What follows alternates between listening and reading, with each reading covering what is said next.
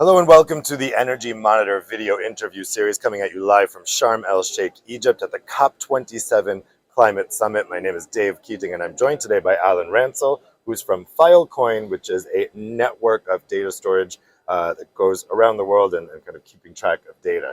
So Alan, tell me, why did you come here to COP27 and what have you been talking about with people so far? So we came here initially to partner with the United Nations Framework Convention on Climate Change in order to run a panel on using Web3, so cryptocurrency, but the broader data systems that we use in order to power cryptocurrency and other user data in order to build the global carbon ledger. So we have great tools right now that people are used to using for working with private data. So this is your email, these are your company records, these are your personal records. But we don't have great tools for working with the sort of public data that we need in order to not only decarbonize the globe, but also prove that we've decarbonized the globe.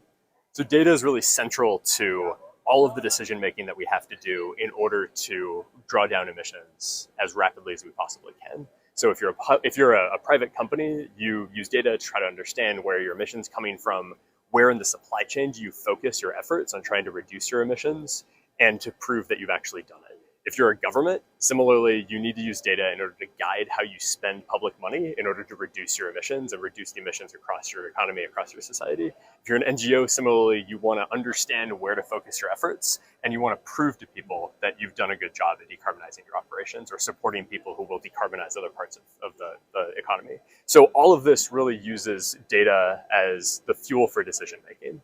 And if we use the types of siloed data systems that we have right now in order to run that, we have to trust all of these different entities that when they tell us that they've decarbonized, or they tell us that the emissions intensity of their products are a certain number, that they've done that accounting properly and that nothing's being hidden or swept under the rug. And so really the focus on is public verifiability of data. So our network is based on addressing data by the fingerprint of that data rather than the location of that data on a server.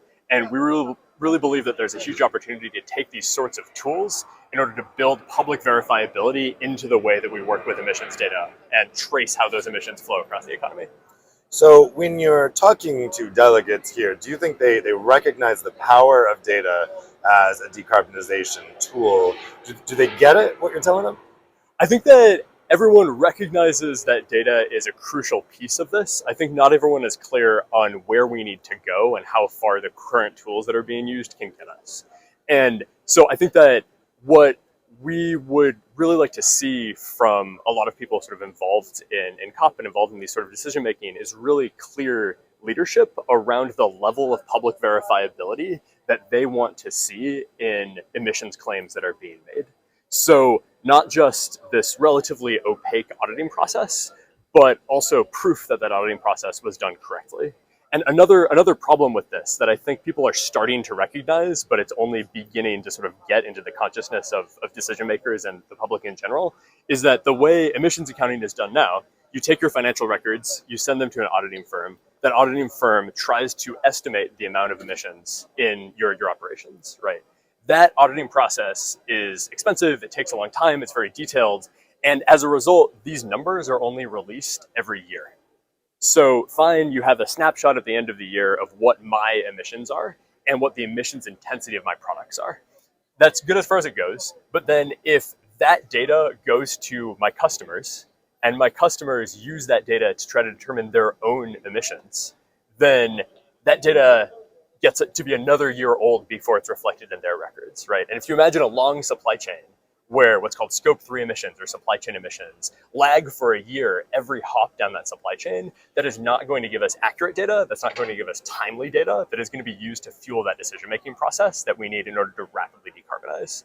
And so what is, as I said, starting to sort of sink into the minds of decision makers, but I think we're only sort of scratching the surface, is that we really need to rethink the architecture for how we deal with how emissions flow from actor to actor throughout the economy.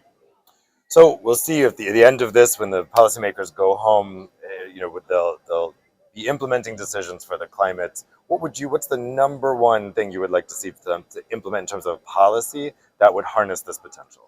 Yeah, I think a lot of it comes down to setting policies that raise the bar, or at least raise the floor for the level of verifiability that we see in these claims. So we really want to see policies that push decision makers and auditors and companies to really show their work and show not just the output of this model or this snapshot in time, but use these data systems in a more sophisticated way that actually gives us the on-the-ground decision making that we need in order to rapidly decarbonize and improve it.